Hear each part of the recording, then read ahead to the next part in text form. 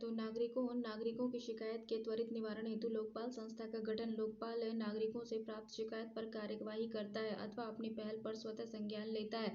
संघ सरकार के अधीन भ्रष्टाचार के जांच हेतु लोकपाल व राज्य के अधीन भ्रष्टाचार के जांच हेतु लोकायुक्त की नियुक्ति का प्रावधान है। लोकपाल एवं लोकायुक्त अधिनियम 2013।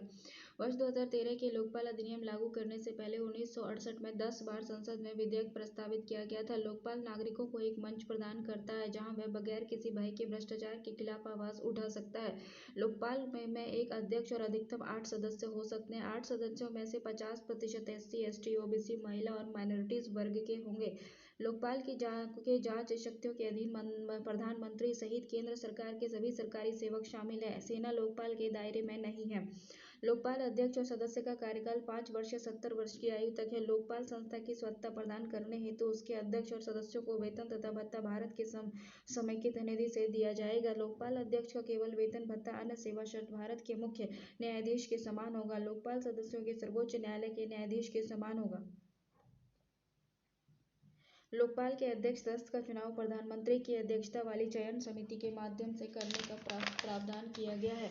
लोकपाल की शक्ति क्या है? भ्रष्ट तरीके से अर्जित संपत्ति को जब्त करने का अधिकार। भ्रष्टाचार के मामले की त्वरित सुनवाई हेतु लोकपाल विशेष न्यायालय के गठन हेतु अधिकृत होगी।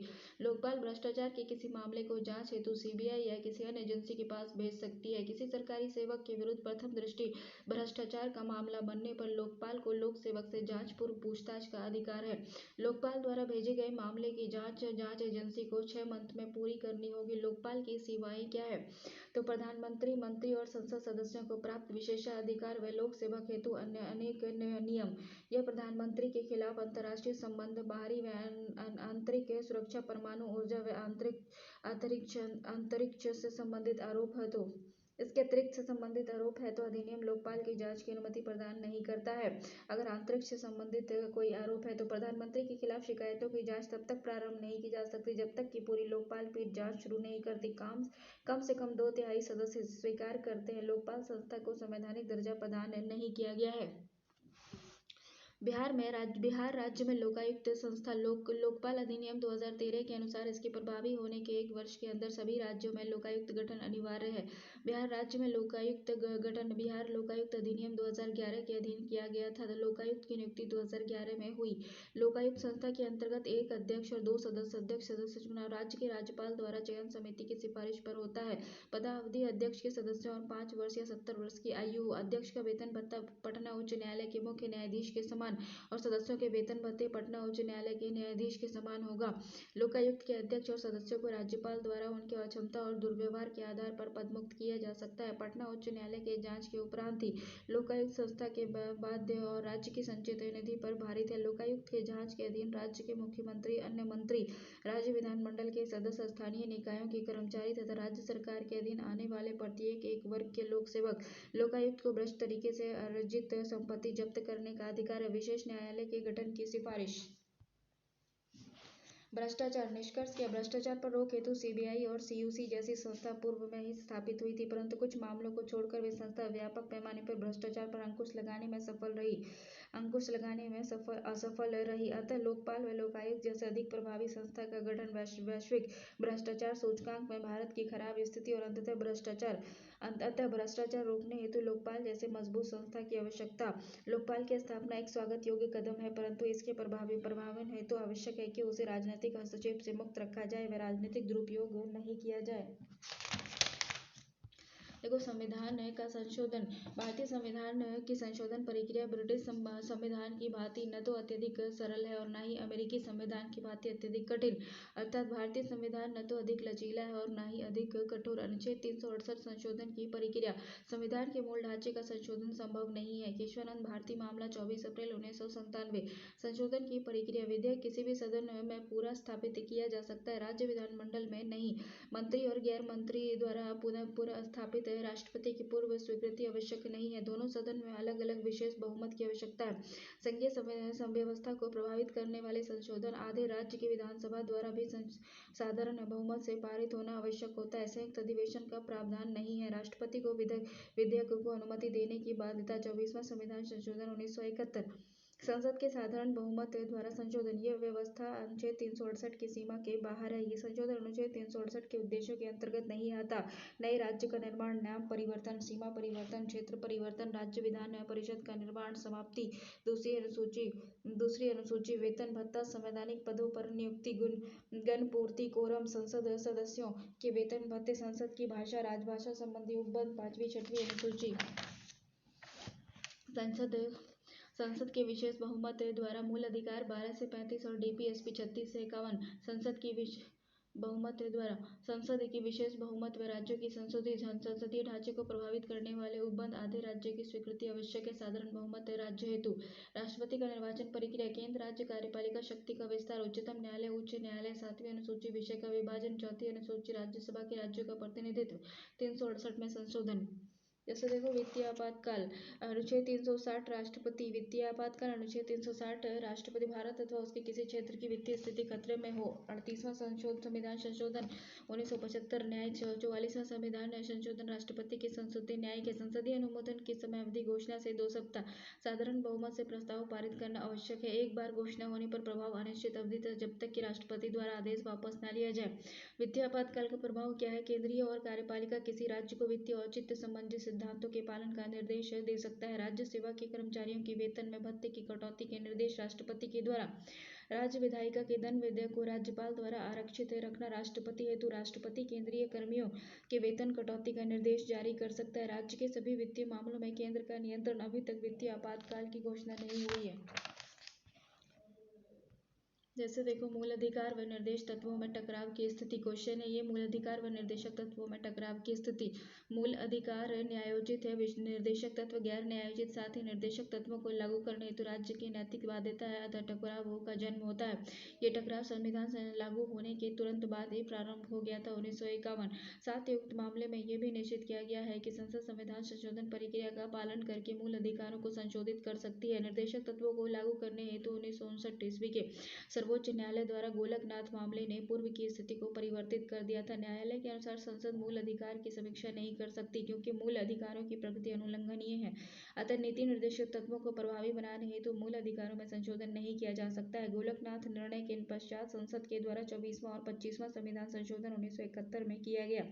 24वां संशोधन को संविधान संशोधन द्वारा मूल अधिकारों को प्राप्त करने का अधिकार संशोधन का अधिकार है।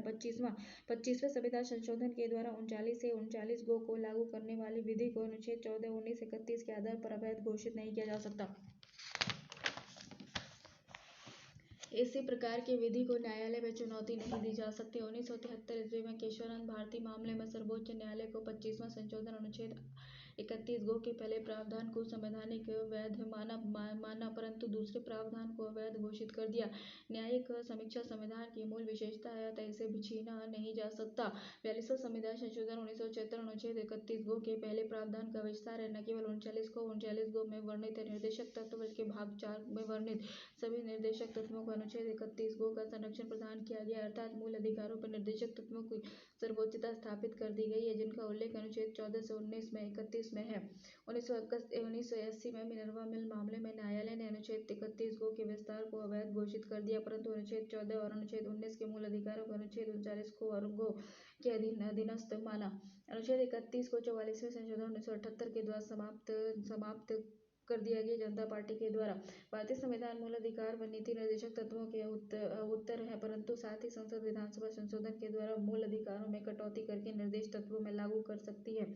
यह संशोधन संविधान में मूल भावना के विरोध में नहीं होना चाहिए। मुख्यमंत्री के कार्य एवं शक्तियाँ।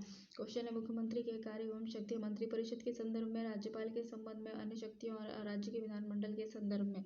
मंत्रिपरिषद के संबंध में क्या है? राज्यपाल मुख्यमंत्री की सिफारिश पर अन्य मंत्रियों की नियुक्ति, मंत्रियों के विभागों का वितरण और फेरबदल, मतभेद होने पर मंत्री को त्यागपत्र हेतु कहना और राज्यपाल उसे बर्खास्त करने का परामर्श, मंत्रिपरिषद की बैठक की अध्यक्षता करना, मंत्रियों के कार्यकलापों के सहयोग और परामर्श, निर्देश और मार्गदर्शन, स्वयं त्यागपत्र देकर पूरी मंत्रिमंडल को समाप्त कर सकता है। राज्यपाल के संबंध में मुख्यमंत्री, राज्यपाल और मंत्रिपरिषद के मध्य संवाद का प्रमुख तंत्र है। राज्य के प्रशासन और विधान विधेयक संबंधी मंत्रिपरिषद के निर्णय से राज्यपाल को अवगत कराना है। राज्य के प्रशासन व विधान विषय संबंधी जो सूचना राज्यपाल मांगे उसे उपलब्ध कराना है। किसी विषय पर यदि किसी मंत्री ने विचार कर लिया व मंत्रिपरिषद ने विचार नहीं किया तो राज्यपाल द्वारा अपेक्षा किए जाने पर मंत्रिपरिषद के समक्ष उक्त विषय को प्रस्तुत करना। अन्य शक्तियाँ एवं कार्यों के मुख्यमंत्री राज्य योजना बोर्ड का अध्यक्ष होता है। क्षेत्रीय परिषद का क्रमवार उपाध्यक्ष हो गया। अंतर्राष्ट्रीय परिषद, राष्ट्रीय विकास परिषद व नीति आयोग का सदस्य। राज्य सरकार का प्रमुख प्रवक्ता, राज्य सेवाओं का राजनीतिक प्रमुख, आपदा प्रबंधन का प्रमुख।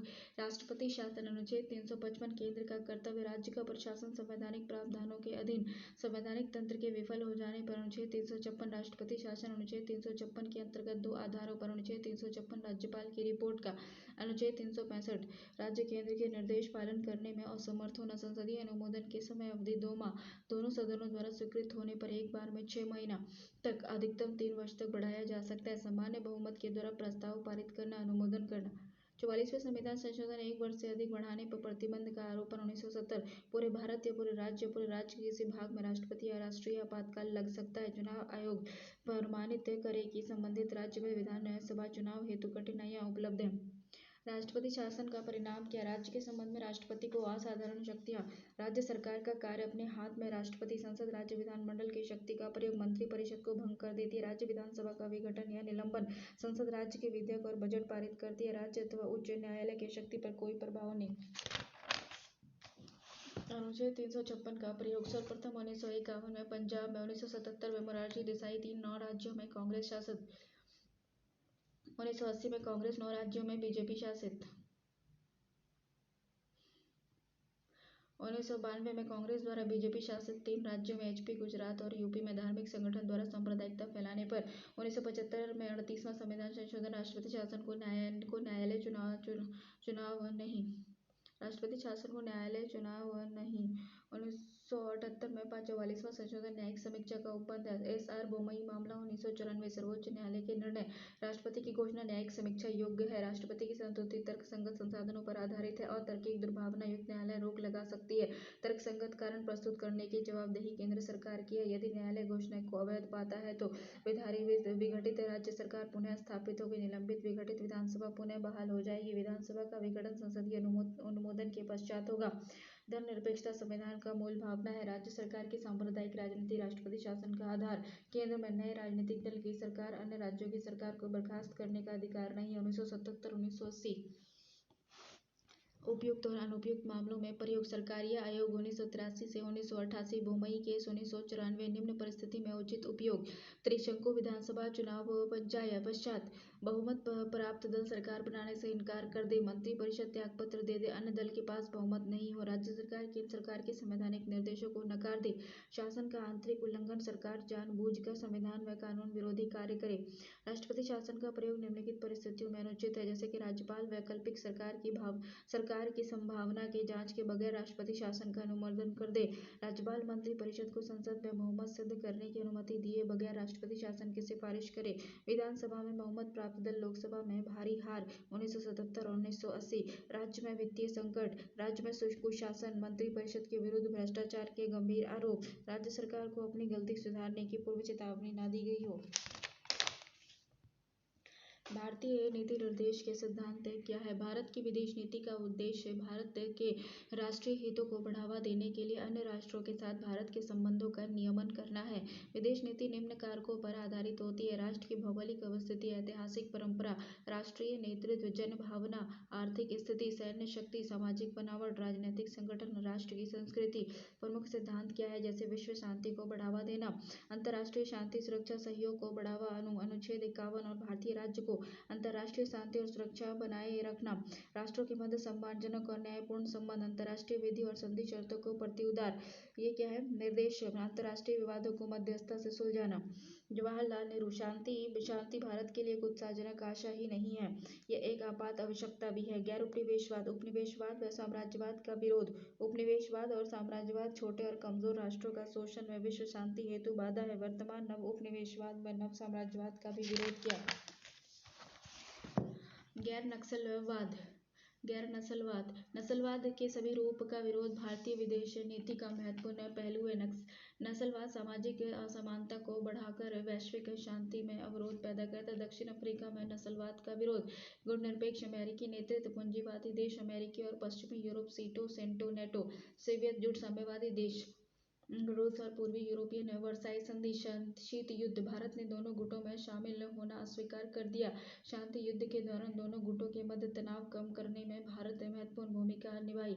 भारत की गुटनिरपेक्षता नीति का अर्थ, भारत किसी भी समूह से में शामिल देश या किसी अन्य राष्ट्र से सैन्य सहयोग नहीं करेगा। भारतीय विदेश नीति की स्वतंत्र दशा व विदिशा, सभी राष्ट्रों के साथ मित्रतापूर्ण संबंध का प्रयास करना पंचशील हो गया। 1994 भारत व चीन तिब्बत के प्रश्न पर नेहरू और चाउ एन लाई, क्षेत्रीय अखंडता व संप्रभुता का सम्मान, गैर आक्रमण, आंतरिक मामले में हस्तक्षेप, समानता व परस्पर लाभ, शांतिपूर्ण सहअस्तित्व। एफ्रो एशियन झुकाव हो गया। अफ्रीका व एशियाई राष्ट्रों की ओर विशेष झुकाव है। इसके मध्य एकता की स्थापना, अंतर्राष्ट्रीय संस्थाओं में इन देशों की आवाज को उठाना, United Nation Organisation, WTO, UNFCCC हो गया। 1947 नई दिल्ली प्रथम एशियाई संबंध सम्मेलन। 1955 हो गया बोइंग प्रथम एफ्रो एशियन सम्मेलन। संयुक्त राष्ट्र संघ को सहयोग। 1945 में भारत की सदस्यता। 1953 में विजय लक्ष्मी पंडित यूनाइटेड नेशन ऑर्गेनाइजेशन की महासभा की अध्यक्ष बनी थी। सुरक्षा परिषद की अस्थायी सदस्यता, अनेक अवसरों पर अस्थायी सदस्यता की मांग और प्रबल दावेदारी, शांति अभियानों में सक्रिय योगदान, सूडान निशस्त्रीकरण, हथियारों की होड़ का विरोध। 1968 NPT, 1996 CTBT, भेदभावपूर्ण और शोषणात्मक पूर्ण परमाणु निशस्त्रीकरण का समर्थन। देखो, critically examined election commission of India.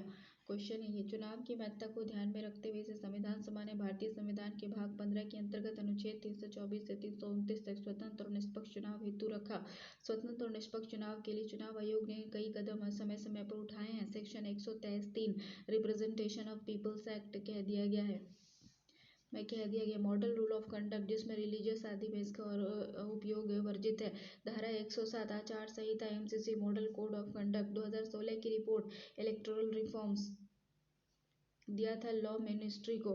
मतदान सूची में गड़बड़ी को ठीक करना, मतदाता सूची को अपडेट करना। इलेक्शन कमीशन की विफलता। इसे इलेक्शन कमीशन की विफलता क्रिमिनलाइजेशन ऑफ पॉलिटिक्स का बढ़ा है, जो कि चुनाव आयोग की विफलता है। ADR की रिपोर्ट कहती है कि 43% प्रत्याशी अपराधी प्रवृत्ति के हैं। बिहार में 17वीं लोकसभा में 80% प्रत्याशी अपराधी थे। MCC जो है वो सलाह करती है प्रवृत्ति, सलाहकारी प्रवृत्ति का है, वह बाध्यकारी नहीं है। फेलियर ऑफ इलेक्शन कमीशन, देश के गद्दारों, फेलियर ऑफ इलेक्शन कमीशन ही है कि देश EVM हैकिंग हो गया। अविश्वास बढ़ा है। अपना सचिवालय नहीं है इलेक्शन कमीशन का, इसकी सैलरी का कोई संविधान में व्यवस्था नहीं किया गया है, इसकी वजह से भी अफेक्टेड है। ओपिनियन पोल्स, पेड न्यूज, इस पर इलेक्शन कमीशन ने कोई एक्शन नहीं लिया है। 67% लोग वोट देते हैं, जो कि बाहर तथा जो बाहर है उनको भी अधिकार दे के कोई मैकेनिज्म लाए जिससे वो वोट दे सकें। कंक्लूजन क्या है, लोगों का जुडिशरी से भी ज़्यादा विश्वास ECI पर है। 2016 में ECI ने कहा था कि एक साथ चुनाव हो राज्य में और केंद्र में, जिस पर खर्च कम आए, जिस पर अभी विचार चल रहा है टोटलाइजर में की मशीन लगाई जाए, ताकि एक समय में चुनाव आयुक्त की salary consolidated fund of India से दिया जाए तथा रिटायर होने के बाद स्टेट ऑफ एम्प्लॉय ना दिया जाए। ECI के लिए एक संस्था बने जिसमें PM को नेता विपक्ष हो और CJI हो। इलेक्टोरल फंडिंग में बदलाव किया जाए। इलेक्टोरल बॉन्ड्स का कंप्लीट डिजिटल मोड हो। EC को पावर दिया जाए, इलेक्शन कमीशन को पावर दिया जाए कि वे रजिस्टर करे पार्टी को, पॉलिटिकल पार्टी को, इसकी डीरजिस्टर करे पॉलिटिकल पार्टी को। इसके लिए RPA 1951 में बदलाव करना होगा सेक्शन 29C में। 67% लोग ही वोट दे पाते हैं तथा बाकी माइग्रेटरी सिचुएशन में वोट नहीं दे पाते हैं। डेमोक्रेसी में सबको वोट देने का अधिकार है। इलेक्शन कमीशन को कोई व्यवस्था लानी चाहिए कि सबको समान अधिकार मिले। ठीक है ना। फंडामेंटल राइट्स हो गया, जैसे कि आर्टिकल 3, आर्टिकल 12 से 35 हो गया। प्रोसीजर एस्टेब्लिशमेंट,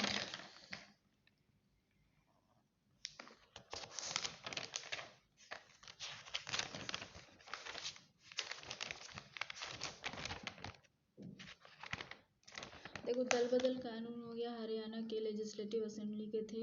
ठीक है, बैकग्राउंड हो गया, 1967 में 15 दिन के अंदर में उन्होंने 3 बार पार्टी में आए गए और इस घटना को कहा जाता है राम गए राम। संविधान संशोधन हो गया, 52वां संविधान संशोधन 1985 में लाया गया। दल बदल कानून 10वीं अनुसूची में इसको रखा गया। ये कानून भारत के अलावा बांग्लादेश, केन्या और साउथ अफ्रीका के संविधान में भी है। ये कानून दल बदल का कानून जो है ये बांग्लादेश, केन्या, साउथ अफ्रीका के संविधान में भी अंगल भारतीयों के रिजर्वेशन को खत्म कर दिया गया है। अंगल भारतीयों के रिजर्वेशन को खत्म कर दिया गया है। सदस्य को अयोग्य और उस सदन का अध्यक्ष करता है। 2/3 सदस्य किया पार्टी को छोड़कर दूसरे में जाते हैं तो सदस्यता बनी रहती है। इसकी चुनौतियां क्या है? मेंबर ऑफ पार्लियामेंट पार्टी के खिलाफ आवाज को दबाया जाता है। नॉमिनेटेड मेंबर्स 6 मंथ तक रह सकते हैं। इलेक्टोरेट मेंबर को सदस्य छोड़ने पर तुरंत बर्खास्त कर दिया जाता है। Freedom of speech of MLA है, ये इलीगल लगता है। पार्टी में बोलने की आज़ादी नहीं है, सिर्फ वोटिंग मेंबर बनकर रह जाते हैं।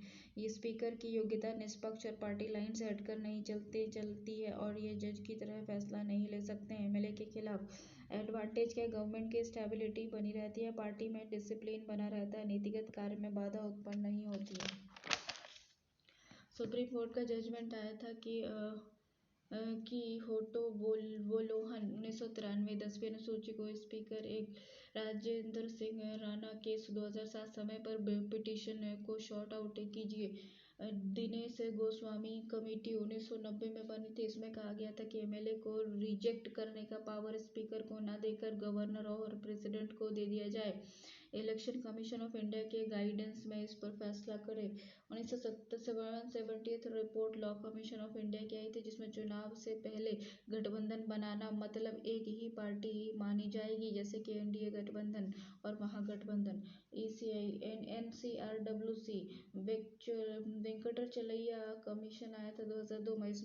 इसमें ऐसे एमएलए को कोई पद नहीं दिया जाए और कोई पद ना दिया जाए जो कि किसी दूसरी पार्टी से आए हैं।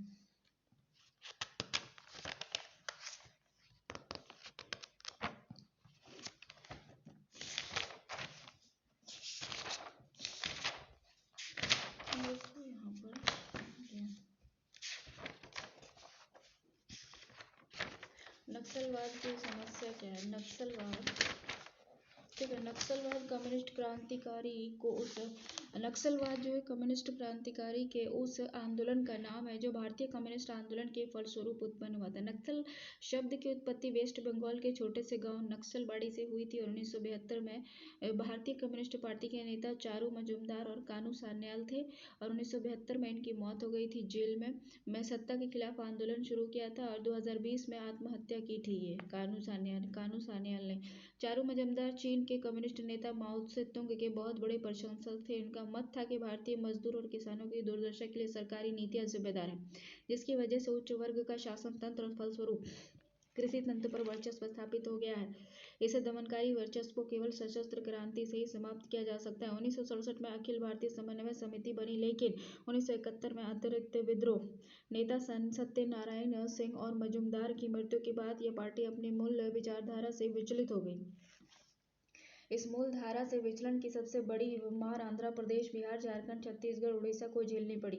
1968 में CPML communist party of Marxism Leninism नेता दीपेंद्र भट्टाचार्य का गठन किया। 1959 में भूमि अधिग्रहण को लेकर आंदोलन हुआ नक्सलबाड़ी में। इसमें उनका मत था कि जमीन उसी को जो उस पर खेती करे। इस आंदोलन का प्रभाव ही था कि 1977 में पहली बार वेस्ट बंगाल में कम्युनिस्ट की सरकार बनी, मुख्यमंत्री ज्योति बसु बनी। सामाजिक जागृति पर की शुरू हुए इस आंदोलन की दिशा बदल गई और यह राजनीति पर वर्चस्व और जातीय वर्ग की लड़ाई और उच्च वर्ग विरुद्ध मध्यम वर्ग का खूनी संघर्ष बन गया।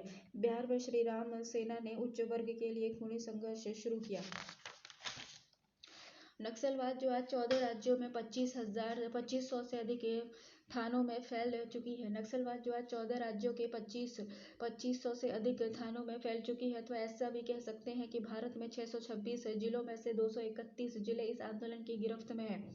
नक्सलवादी आंदोलन जो हुआ था वो मध्य प्रदेश, बिहार, छत्तीसगढ़, महाराष्ट्र, उड़ीसा, झारखंड और असम में भी सक्रिय है। ये हिंसा की छोटी छोटी घटनाएं होती रहती हैं। नक्सली जो है मारने, अगवा करने, अपहरण, पैसा ऐंठने, बम विस्फोट, सत्ता पर कब्जा, दलितों में असंतोष फैलाने का काम करते हैं। पीपल्स वार ग्रुप हो गया और माओइस्ट कम्युनिस्ट सेंटर हो गया। 700 करोड़ चंदा जमा कर लेते हैं ये ग्रुप, पीपल्स वार ग्रुप और माओइस्ट कम्युनिस्ट सेंटर। दलितों आदिवासियों में असंतोष फैलाना, उनकी मार्फत सत्ता पर कब्जा करना इनका मुख्य उद्देश्य है। इसी तरह के 30 से 40 ग्रुप हैं। अनुमान है कि इनके पास 1000 AK-47 राइफल है, 200 से अधिक हल्की मिनी गन है, 100 ग्रेनेड फायरिंग राइफल है, हजारों 303 राइफल है, कई टन विस्फोटक सामग्री है। AK-47 जनता को इसके बारे में विस्तृत जानकारी देने में सरकार और मीडिया दोनों ही असफल रहे हैं। इनके बारे में शोध बहुत कम हुआ है। सरकार द्वारा ध्यान नहीं देने के कारण स्टेट और सेंटर झारखंड और छत्तीसगढ़ में हालात बहुत ही बिगड़े हुए हैं और आंध्र प्रदेश में कुछ सुधार हुआ है। वेस्ट बंगाल इसकी चपेट में आ गया है।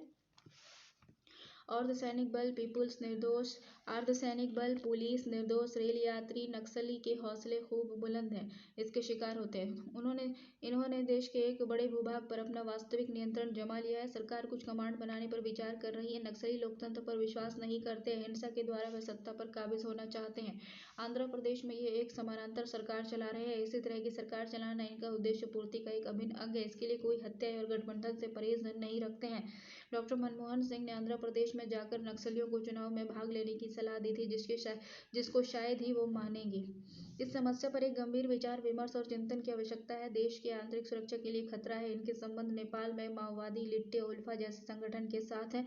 भारत में नक्सली कई नामों से देश के अलग अलग भागों में सक्रिय हैं। ये बाहरी तत्वों से पोषित राज्य प्रतिरोध और आतंकवाद का पिछले 41 वर्षों से एक शिकारगार रहा है। इसकी वजह से भारत में करीब 15,000 सैनिक और 55,000 नागरिक मारे गए हैं। पड़ोसी देश अपने वादों पर अमल नहीं कर रहे हैं। भारत का सैनिक अर्धसैनिक खर्च उन्हें दबाने में बड़ा है, पर समस्या जैसे की तस स्वतंत्रता के तुरंत बाद ही हमारी ही सीमाओं में पड़ोस के देशों ने अवैध घुसपैठ की है और सीमा पार का आतंकवाद फैलाया है, हथियारों की तस्करी की है, विस्फोटक सामग्री तथा जाली नोट भेजे हैं, नारकोटिक व्यापार को बढ़ावा दिया है। इनका मत स्तर अभी नहीं कुचला गया है, तो ये भारतीय लोकतंत्र के लिए एक बड़ा खतरा हो गया है। चीन से खदेड़े जाने के बाद भारत ही इसका केंद्र बनता जा रहा है। नक्सलवाद की घटनाएं 2007 में हुई थी। छत्तीसगढ़ के बस्तर में 300 से ज्यादा विद्रोही ने 55 पुलिसकर्मियों को मारा था और 2008 में उड़ीसा के नयागढ़ में नक्सलियों ने 14 पुलिस और नागरिकों की हत्या की थी। 2009 में महाराष्ट्र के गढ़चिरौली में हुए एक बड़े नक्सली हमले में 15 CRPF के जवानों की मौत हुई थी। 2010 में कोलकाता मुंबई ट्रेन में 150 यात्रियों की हत्या हुई थी। 2010 में वेस्ट बंगाल में सियालदह कैंप में घुसकर 24 सैनिकों को मारा था। 2011 में छत्तीसगढ़ में दंतेवाड़ा में हुए एक बड़े हमले में 76 जवान शहीद हुए थे और 2012 में झारखंड के गढ़वा जिले में बरी गांव में जंगल में 13 पुलिस मारे गए थे और 2013 में छत्तीसगढ़ के सुकमा में कांग्रेस के नेता समेत 27 लोगों को मारा गया था। मादक व्यापार 80% यही से फंड लाते हैं। ये लोग मादक व्यापार करते हैं, मादक तस्करी करते हैं, 80% से अधिक फंड लाते हैं। खनन कंपनियों से 3% तक का लाभ वसूलते हैं। नक्सलियों के विरुद्ध अभियान चला था, स्टीपलचेस अभियान चला था 1971 में और ग्रीन हंट अभियान चला था 2009 में। मीडिया द्वारा नामित इसको ग्रीन हंट दिया गया था। पैरामिलिट्री और राष्ट्रीय पुलिस थी इसमें। ये छत्तीसगढ़, झारखंड और आंध्र प्रदेश, महाराष्ट्र में चलाया गया था। प्रहार अभियान 3 जून 2017 को चलाया गया था। ये छत्तीसगढ़ के सुकमा जिले में अब तक का सबसे बड़ा अभियान था। 2017 में प्रहार सुरक्षा बलों को नक्सली के चीता गुफा में छुपे होने की सूचना मिलने पर चला था। ये केंद्रीय बल, cobra commando, Chhattisgarh police, district reserve police guard, Indian air force की एंटी नक्सल टास्क फोर्स ने इसमें भाग लिया था।